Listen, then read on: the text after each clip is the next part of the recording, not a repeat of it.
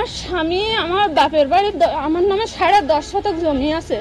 সে জমিটা নিয়ে নেওয়ার জন্য প্রথম রোজায় মারছে, মেরে মাথা ফাটাই দিয়ে দিয়েছিল। আমি সারাদিন অজ্ঞান অবস্থায় এই বাচ্চাটা ছটফট করছে, সেখানে কেউ ছিল না এ দেখার জন্য। আমি জ্ঞান ফেরার পরে রাত 8টার সময় পুলিশের কাছে গেছিলাম, পুলিশের কাছে সহযোগিতা চাইছিলাম। পুলিশের খরচ দিতে পারি নাই বলে পুলিশ যায় না।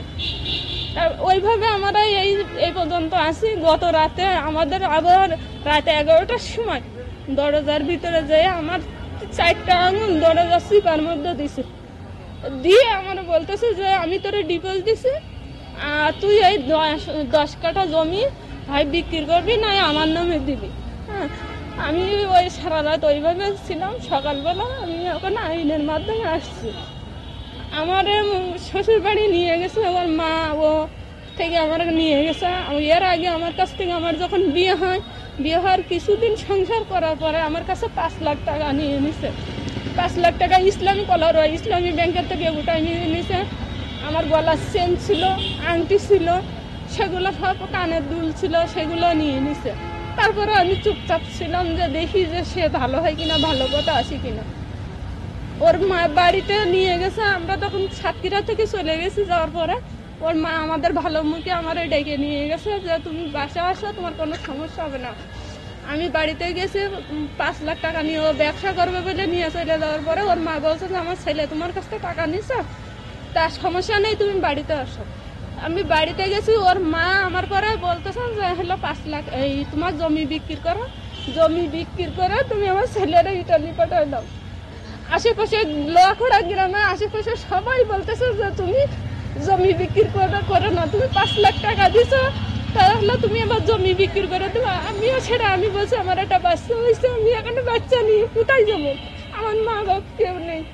পরে ওর মা আমার ঘরের ভিতর ধরে আমার মারধর করছে।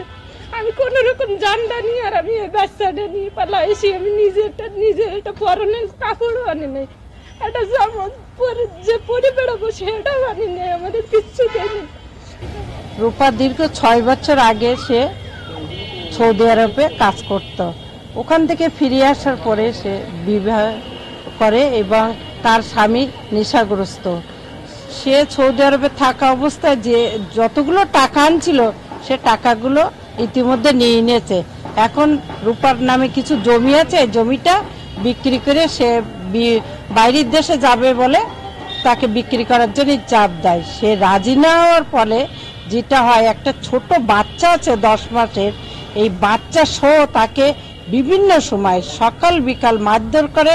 এক পর্যায়ে সে এত অত্যাচারের শিকার হয়েছে, শ্বশুরবাড়ি থেকে সে বাপের বাড়ি আশ্রয় নেয়, সেখানেও তার রিয়াই নেই, সেখানেও সে সন্ধ্যায় বা ভোরে গিয়ে সে মারধর করে। এখন এই রূপা যে নিরাপত্তাহীনতা ভুগছে এবং বিভিন্ন দ্বারে দ্বারে ঘুরে বেড়াচ্ছে, আমরা পুলিশ প্রশাসনের কাছে আমাদের প্রত্যাশা রূপার জীবনের নিরাপত্তার দাবি আমরা করছি। তাকে পাশবিক নির্যাতন করেছে, দরজার ফাঁকে হাত দিয়ে চাপা দিয়ে তাকে নির্যাতনও করেছে। সে এক ধরনের তার স্বামীর কাছ থেকে তার বাচ্চাকে নিয়ে পালিয়ে এসে কি করবে দিশে পাচ্ছিল না। অবশেষে সে লিগ্যাল এইড অফিসে যান এবং লিগ্যাল এইড অফিসার তাকে সুন্দরভাবে রিসিভ করেন এবং সকল ঘটনা জেনে সহযোগিতা করতে আশ্বস্ত করেছেন এবং আইনজীবীও নিয়োগ করেছেন। আমি একজন প্যানেল আইনজীবী হিসেবে আমি মনে করি যে আমরা সকলেই তার এই সহযোগিতার পাশে থাকব।